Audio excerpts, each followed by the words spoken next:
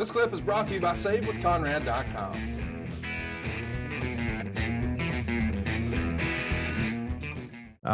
Here's another note from the Observer. The switch of Christopher Daniels to just Daniels was a marketing decision.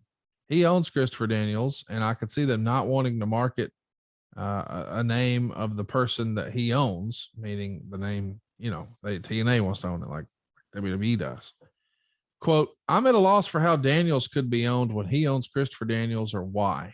And that's interesting because we have seen this even recently, like they changed Pete Dunne to Butch. And it upset a lot of fans of the WWE product, saying, oh, he's been on NXT this whole time. That's a WWE system. Why would we do that? Sort of the same thing with Walter. We know Vince's rule has always been, well, I want to own the name, so you can go off and make your own name afterwards. But while you're here, I want to own that and forevermore. So I get that. But I am curious, does that apply here? Is that the thinking with Christopher Daniels? Because just shortening it to Daniels, that's not really going to impede his ability to market himself after TNA. And he's already done it here for a long time. So it doesn't make sense in this instance. So what was the real reason?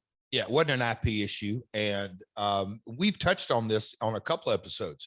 Chris is best moonsault ever. Just so damn good technically, execution wise. He can have a match with anybody at any time and almost any style, certainly the high flying.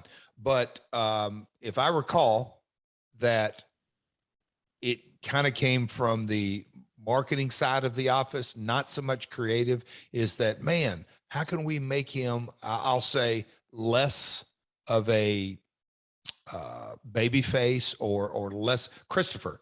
All we did was drop Chris or Christopher.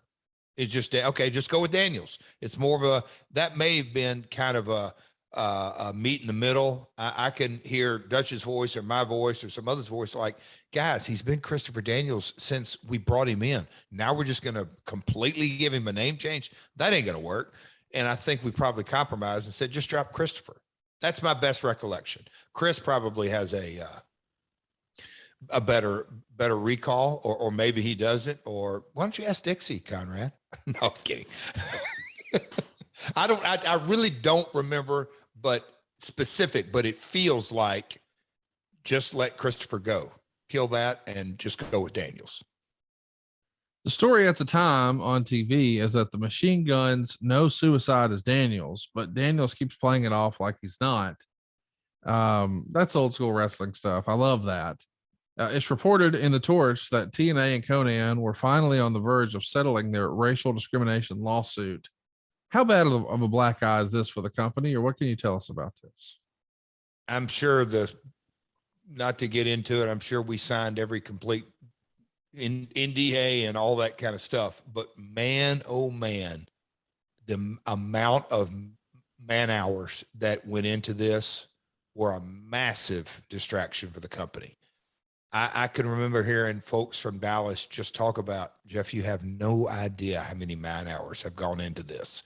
And, I think in Nashville, we were all super happy that it was about to be in our rearview mirror, because it was a mess at one time and then everything got settled out. Hey, it's Conrad Thompson. Thanks for checking out the podcast here on YouTube. Be sure to hit the subscribe button and the notifications bell so you get a notice anytime we upload some new content. And go save yourself some money right now. If you're in a 30-year loan or you have credit card debt, it's not a matter of if I can save you money. It's a matter of how much. Find out right now for free at SaveWithConrad.com.